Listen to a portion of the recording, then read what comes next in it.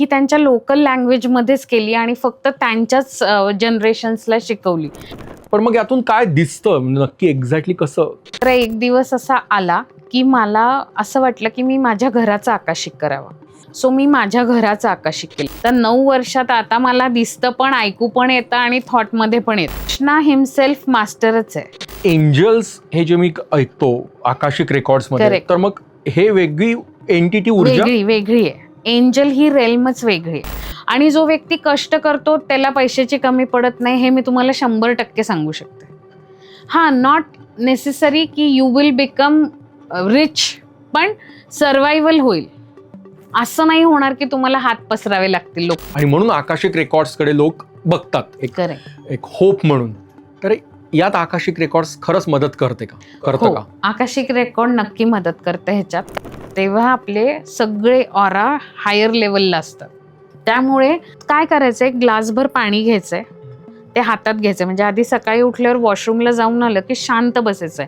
तोपर्यंत कुणाशीच बोलायचं नाही, कारण 8 तासाच्या झोपेनंतर तुमचं माइंड क्लीन असतं. ओके, तर त्यावेळेला एक ग्लासभर पाणी घ्यायचा आणि तुला हे जर केलं ना, तर आय डोंट थिंक की लाईफमध्ये प्रॉब्लेम्स येतील.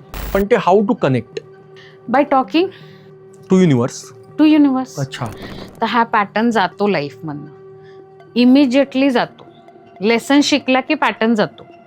2-3 क्लायंट मी सलग केले की ज्याच्यात ते स्वामींशी कनेक्टेड होते आणि लिटरली स्वामी बोलत होते त्यांच्याशी, म्हणजे त्यांच्या क्लायंटशी मी माध्यम होते आणि ते त्यांना डॉट्स कनेक्ट झाले क्लायंटला. तर माझं असं झालं की क्लायंट्सला स्वामी स्वतः येतात गायडन्स करायला. मग मी अशी जरा चिडूनच गजानन महाराजांच्या फोटोकडे बघून म्हणले की हे चांगलं आहे, म्हणजे स्वामी त्यांच्या भक्तांना दर्शन द्यायला येतात. म्हणलं मग माझं कुठे भक्ती कमी पडली, की माझी कुठे चुकली की तुम्ही आजपर्यंत मला दर्शन द्यायला नाही आला. तर त्याच्या जवळच्या व्यक्तीने पैशासाठी त्याचा खून केला, म्हणजे त्यांच्याच वाईफनी त्यांचा खून केला.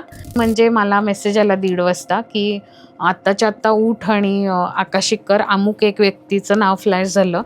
व्यंकटेश स्तोत्र संस्कृत की मराठी? अदरवाईज वेनसडे, थर्सडे, फ्रायडेला रात्री 12 वाजता आंघोळ करून मग ते स्तोत्र वाचलं जातं आणि प्रत्यक्ष मूर्ती प्रकटते. ह्याचा मी अनुभव घेतलेला आहे. पूर्ण कुरळे केस आणि भगवंताची मूर्ती पूर्ण तुमच्या डोळ्यासमोर येते. म्हणजे आता पण मी पॉडकास्टला बसले, I have open my records and I am talking to you. So whatever is coming through masters. हे आता पण आपण जे बोलतोय ते रेकॉर्ड्समध्ये सेव्ह होतंय.